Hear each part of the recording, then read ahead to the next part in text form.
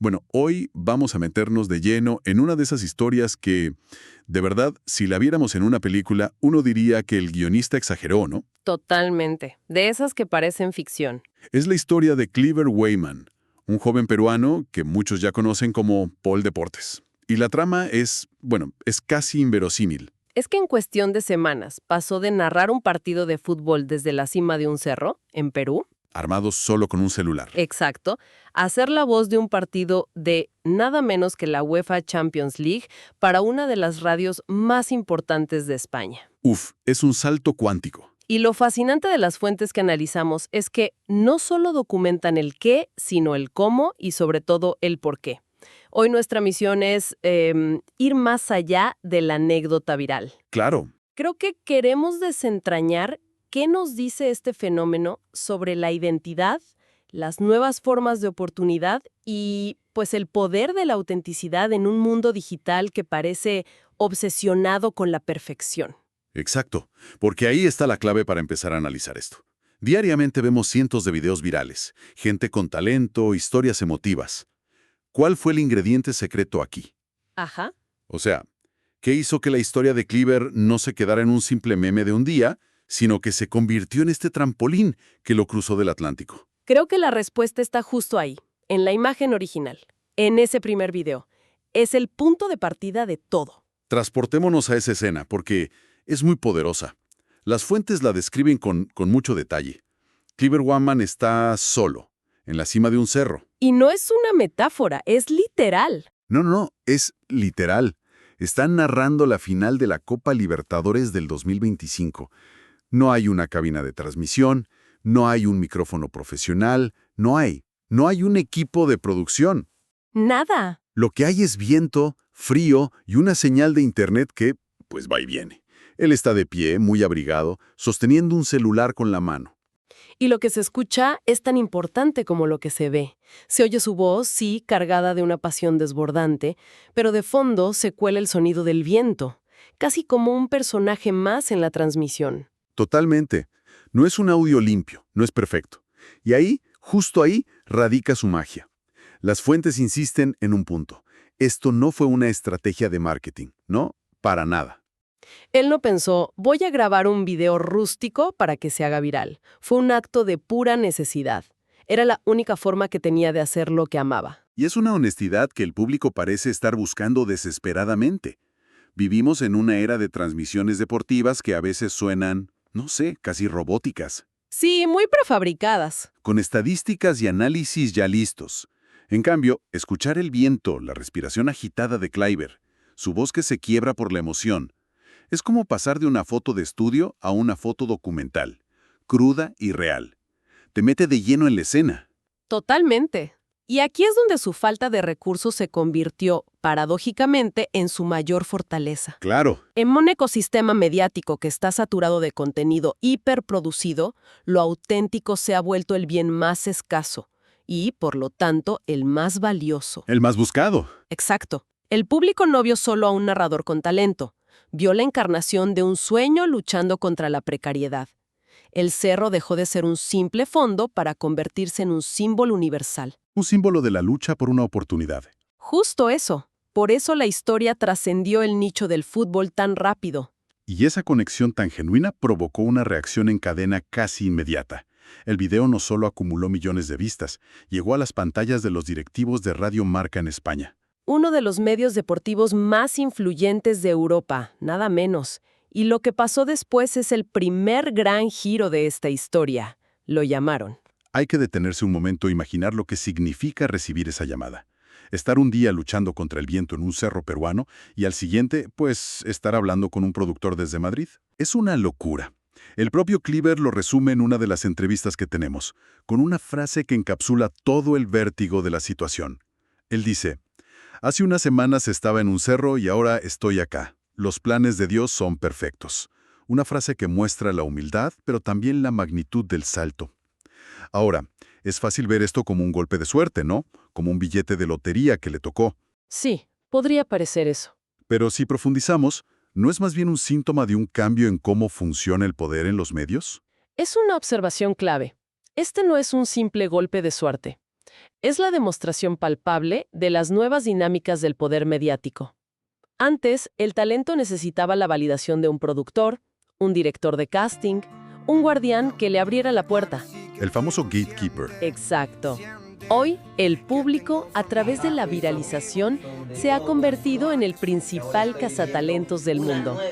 Radio Marca no lo descubrió en una audición, reaccionó a un veredicto. Un veredicto del público, un veredicto emitido por un tribunal popular digital que le dijo al mundo, tienen que escuchar a este hombre. Claro, pero esa oportunidad también es una trampa, ¿no? Pasar del cerro, donde la única expectativa es la que él se pone, a uno de los micrófonos más prestigiosos de Europa. La presión es brutal. Le ofrecen narrar goles de dos gigantes, el FC Barcelona y el Atlético de Madrid, en la Champions League. El riesgo de no estar a la altura, de que la magia del cerro no se traduzca a un estudio profesional, era altísimo. Sin duda. Y su caso pone sobre la mesa una conversación muy incómoda para muchos países de Latinoamérica. ¿En qué sentido? La historia de Kluivert se convierte en un espejo que refleja la crónica falta de plataformas para el talento local. Él no es una excepción en términos de talento. Hay miles como él. Es una excepción en términos de oportunidad. Justo, el talento existía, vibraba en ese cerro, pero tuvo que venir una validación externa, europea, para que se le reconociera a esa escala masiva. Su viaje es también una denuncia silenciosa de esa realidad. Y así llegamos al momento de la verdad. El debut en España. La escena no puede ser más distinta a la del cerro. El contraste es total. Ahora está en una cabina de transmisión de última tecnología, rodeado de periodistas veteranos, con auriculares de alta fidelidad. Tiene que demostrar que no es solo un fenómeno de Internet. Sino un narrador profesional. Y vaya que lo demuestra. Y cumple con creces. Las fuentes describen su narración en español como firme, segura, manteniendo esa pasión que lo hizo famoso, pero adaptada a un formato radial.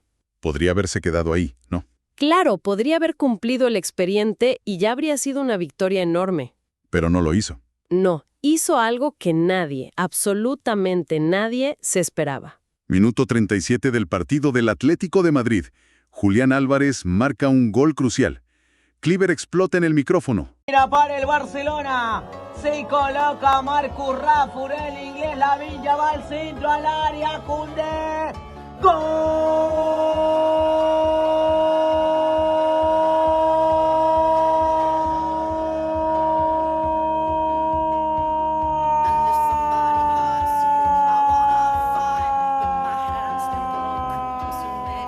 Juliano Boji Panicuna, Hatikacha, Mulata, Chayama Churro, Chayalcamu, Tupay con Julián Álvarez. ¡Gol! Atlético de Madrid, Boji Panicuna, Bucuruaña, Chaylata, Ayparupe. Una narración vibrante en español. Gol, gol de Julián Álvarez. Lo hizo para el Atlético de Madrid. La energía es contagiosa. Pero justo cuando parece que ha terminado, hace una pausa y, para el asombro de todos en el estudio, repite la jugada en quechua. Es un momento increíble. Las fuentes transcriben la frase Juli Álvarez gol Atlético de Madrid, Huipanuna, Yuculuña, Chinat, para un sí. La reacción en la cabina es de desconcierto y admiración. Se escucha a uno de los periodistas españoles decir, casi en un susurro al aire, «Eres un fenómeno, tío, un fenómeno». No entendía nada. No entendían una sola palabra, pero comprendieron perfectamente la potencia del acto. Estaban presenciando algo más que un relato deportivo. Y no fue un hecho aislado. Más tarde en el partido del Barcelona, minuto 53, Koundé marca el segundo gol. Y Kluivert repite la fórmula. De nuevo. Primero una narración impecable en español. Gol, gol, gol francés, el segundo para el Barcelona y, acto seguido, su voz vuelve a cambiar de registro para relatarlo en su lengua materna. Gluna, Barcelona. Y ahí las redes sociales, que ya estaban atentas, simplemente estallaron. ¡Explotaron! Y aquí es donde el análisis debe ir más allá del fútbol. Para entender la magnitud de lo que hizo Kluivert, hay que entender lo que representa el quechua. Claro. No estamos hablando de una lengua muerta o de una reliquia de museo. Es una lengua viva, vibrante, hablada por más de 8 millones de personas en la región andina. Pero que ha sido muy marginada. Exacto. Ha luchado durante siglos contra la marginación y el estigma social. Claro, a menudo se le asocia con el pasado, con lo rural, o se le presenta de forma folclórica, casi como un adorno cultural. Justo eso. Y lo que Kluivert hace es dinamitar esa percepción. Al narrar un gol de la Champions League en quechua, lo saca de ese espacio relegado y lo posiciona en el centro de la cultura popular global en prime time. Y lo más revolucionario es cómo lo hace, ¿no? Totalmente. No fue un homenaje preparado, no fue un spot publicitario para la diversidad. Fue un acto espontáneo de identidad. El quechua no sonó exótico, sonó funcional, vivo. ¿Sonó como el lenguaje perfectamente capaz de transmitir la emoción de un gol? O sea que en ese instante el partido dejó de ser solo sobre fútbol. Se convirtió en un acto de reivindicación cultural de primer orden, transmitido a millones de personas. Esto nos lleva a una pregunta importante. ¿Cuántas veces una lengua originaria ha tenido un espacio tan masivo y orgánico en un evento de esta magnitud? Es que es algo inédito. Lo que hizo Kluivert en ese momento fue mucho más que narrar un gol. Le dio una voz global a millones de quechohablantes. Y una visibilidad sin precedentes a toda una cultura. En el escenario menos esperado, un joven peruano llevó su raíz, sin pedir permiso, al templo del fútbol mundial. A partir de ese momento, la figura de Kluivert Guaman trasciende al narrador. Se convierte en un símbolo. Sí. Su historia empieza a resonar de una forma muy personal con miles de jóvenes en Perú y en toda Latinoamérica, que se sienten invisibles, que creen que sus sueños son demasiado grandes para la realidad de su entorno. Se convierte en el chico del barrio, el joven del cerro. Esa identidad es clave para entender el fenómeno social que se desata. La gente no solo admira su voz. Se ve reflejada. Se ve reflejada en la verdad que hay detrás de esa voz. Ven a alguien que, a pesar de llegar a la cima, no se olvida de dónde viene. De hecho, hace de su origen su bandera. Pero este camino de héroe no fue un paseo triunfal sin obstáculos. Las fuentes también registran momentos difíciles, ¿cierto? No todo fueron aplausos desde el inicio. Absolutamente. Y este es un dato clave que le añade una capa de profundidad a la historia. Meses antes de este boom, un sector de la prensa deportiva en México se había burlado abiertamente de su estilo en el cerro. ¿En serio? Sí, calificándolo de amateur y poco profesional. Lo que para ellos era un defecto, su crudeza, la falta de un pulido técnico. Terminó siendo la clave de su éxito global. Exactamente. Esto transforma la narrativa. Su triunfo no es solo un logro, es una reivindicación frente a quienes confundieron la falta de recursos con la falta de talento. Es la clásica historia del underdog, del que nadie daba un peso por él. Hay una anécdota en las fuentes que lo ilustra perfectamente. Durante su estancia en Madrid, se encuentra con la escritora peruana Estefanía Ampuero. Ah, sí, leí sobre eso. Y ella, conmovida, le cuenta cómo su historia la hizo recordar sus propios sueños de niña y la lucha por salir adelante. Es el reflejo de todo un país. Y lo que ancla todo esto es su humildad. Todos los reportajes coinciden en que la fama repentina no lo ha cambiado. Sigue conectado a sus raíces, a su gente. No perdió la esencia. No, porque entendió que su esencia era su superpoder. Su historia es una narrativa potentísima de orgullo nacional para Perú, porque encapsula talento, identidad y resiliencia. Demuestra que se puede llegar a las grandes ligas no a pesar de quién eres. Sino precisamente por quién eres. Justo por eso. Entonces, si juntamos todas las piezas, ¿qué es lo que nos queda? ¿Cuál es la gran lección aquí? La historia de Kluivert Guaman parece ser mucho más que la crónica de un video viral exitoso. Es una lección multifacética. Por un lado, nos habla del poder de la autenticidad en un mundo que a menudo la castiga.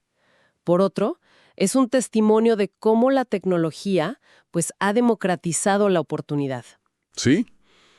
Ha permitido que una voz individual, emitida desde un lugar remoto, pueda tener un impacto global que antes era inimaginable. ¿Significa entonces que el talento ya no necesita tener un código postal específico o hablar con un acento determinado para ser escuchado? Para nada. Y que una sola oportunidad cuando llega puede reconfigurar no solo el futuro de una persona, sino la percepción mundial sobre toda una cultura. Exacto. El verdadero legado de este momento no son solo los goles narrados o los contratos que puedan venir. Es el camino que se ha abierto.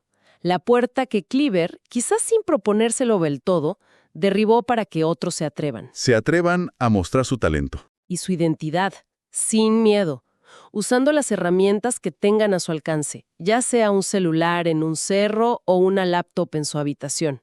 Es una reflexión muy potente. Todo el viaje de Kluivert Guaman fue impulsado por la tecnología que permitió que su voz escapara de la cima de ese cerro.